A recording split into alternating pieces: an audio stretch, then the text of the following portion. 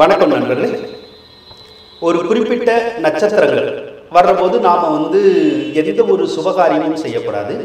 அதில் குறிப்பாக பிறந்த நட்சத்திரம் இருக்குல்ல, அந்த பிறந்த நட்சத்திரம் எதுவோ அது வர்ற நாட்களில் நாம் திருமணம் மற்றும் இதர சுபகாரியங்களை தவிர்க்கிறது நல்லது.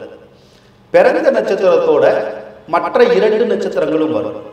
அது ஜன்ம நட்சத்திரம், அணுஜன்மம், திரிஜன்மம் அப்படின்னு சொல்லி ஜோதிட சாஸ்திரத்தில் சொல்லுவாங்க.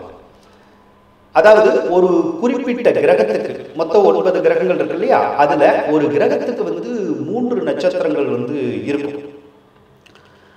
அதுல இப்போ கேதுக்கு அப்படின்னா 3 நட்சத்திரங்கள் இருக்கு.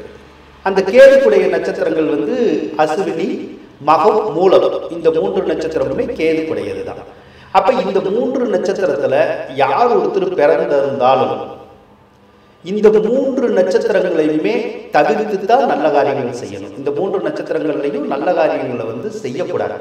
இப்ப அசுவினியில ஒருத்தர் பிறந்திருந்தாங்கன்னா அசுவினியிலையும் திருமணம் பண்ணக்கூடாது, மகத்திலையும் பண்ணக்கூடாது, மூல நட்சத்திரம் வர்ற போது பண்ணக்கூடாது.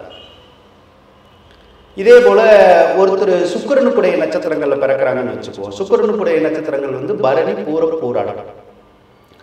ஆக பரணியில் பிறந்தாலும், பூரத்துல பிறந்தாலும், பூராடத்துல பிறந்தாலும் இந்த பரணி, பூரம், பூராட நட்சத்திரங்கள்ல திருமணம் பண்ணக்கூடாது.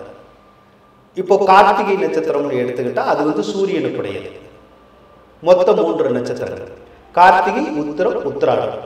அப்ப கார்த்திகையிலையோ உத்திரத்திலேயோ உத்திராடத்திலேயோ பிறந்திருந்தாலும் இந்த 3 நட்சத்திரங்கள்லையுமே திருமணம் செய்யக்கூடாது. திருமணம் மட்டும் இல்ல, எந்த ஒரு சுபகாரியமுமே செய்யக்கூடாது அப்படிங்கிறது தான் ஜோதிட சாஸ்திரம் சொல்லுது. இதே போல உங்களுக்கு எந்த நட்சத்திரம் அந்த 3 நட்சத்திரமா வருதுன்னு பாருங்க. அந்த 3 நட்சத்திரங்கள் வர்ற நாட்களை மட்டும் தவிர்த்து வேற எந்த நாட்கள்லையும் நீங்க நல்ல காரியங்கள் செய்யலாம். அதே மாதிரி நல்ல நாள் பார்த்து செய்யலாம். அப்படி செஞ்சீங்கன்னா அந்த காரியங்கள் எளிதா முடியும். எதிர்காலத்தில் அந்த காரியங்கள் உங்களுக்கு நன்மையையும் கொடுக்கும் அப்படிங்கிறது தான் ஜோதிட சாஸ்திரம் உங்களுக்கு சொல்லுது. நன்றி நண்பர்களே. இந்த வீடியோ பதிவு உங்களுக்கு பிடிச்சிருக்கும்னு நம்புறேன். இந்த வீடியோ பதிவு உங்களுக்கு பிடிச்சிருந்தா மறக்காம சப்ஸ்கிரைப் பண்ணுங்க, முடிஞ்ச அளவுக்கு ஷேர் பண்ணுங்க. நன்றி நண்பர்களே.